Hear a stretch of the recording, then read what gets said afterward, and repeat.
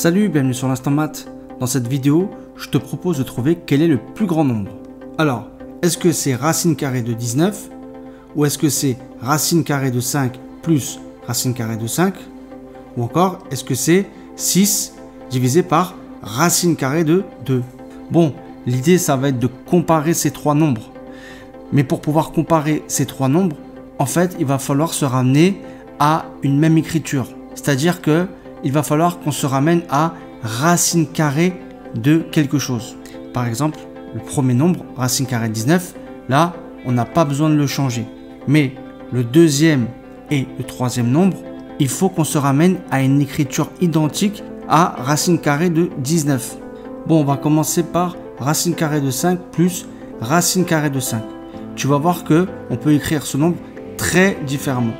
Quand tu fais racine carrée de 5 plus racine carrée de 5, là, ça revient à faire quoi? Ça revient à faire 2 fois racine carrée de 5. Bon, c'est déjà une première chose. Maintenant, on va réfléchir sur le nombre 2. 2, c'est la racine carrée de quoi? La racine carrée de quel nombre? C'est la racine carrée de 4. Donc, on va remplacer 2 par racine carrée de 4. Et tu vas voir qu'on n'a pas fait ça au hasard.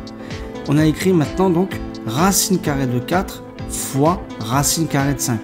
Oui, il y a un fois entre racine carrée de 4 et racine carrée de 5, mais on ne l'écrit pas. Et en fait, on peut simplifier cette expression parce que on peut écrire que tout ça, c'est finalement la racine carrée de 4 fois 5. 4 fois 5 en dessous de la racine carrée. Et ensuite, tu peux calculer ce qui est à l'intérieur de la racine carrée. 4 fois 5, tu sais faire.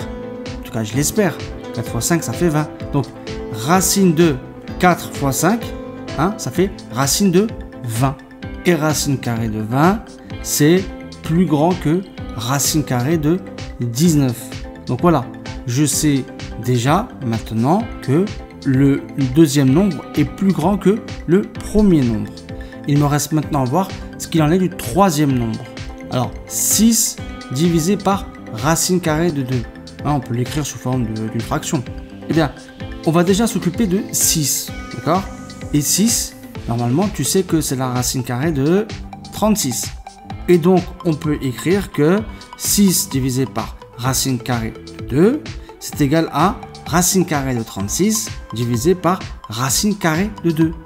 Et tu vois, là, il y a une simplification possible. On peut écrire que racine carrée de 36 divisé par racine carrée de 2, ben, tu peux écrire en fait 36 divisé par 2, mais le tout sous la racine carrée. Et justement, 36 demi, ben, c'est 18. Et donc, racine carrée de 36 demi, c'est égal à la racine carrée de 18.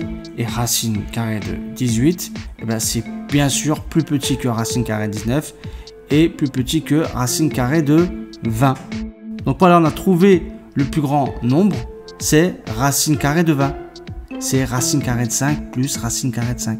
Voilà, donc ce qu'il faudra se rappeler après avoir regardé cette vidéo, c'est qu'il est souvent nécessaire de transformer des expressions pour pouvoir comparer. D'accord? Et bien sûr ici, il faut maîtriser les propriétés avec les racines carrées. D'accord? Par exemple, quand tu as racine carrée de A fois racine carrée de B, et bien tout ça c'est égal à racine carrée de A fois B, mais à l'intérieur de la racine carrée, d'accord? Et tu peux faire la même chose avec la division. Quand tu as racine carrée de A divisé par racine carrée de B, ben ça revient à faire racine carrée de A divisé par B. Voilà, c'est des propriétés fondamentales avec la racine carrée. Je te remercie d'avoir suivi cette vidéo. Prends soin de toi. N'oublie pas de t'abonner. Ciao!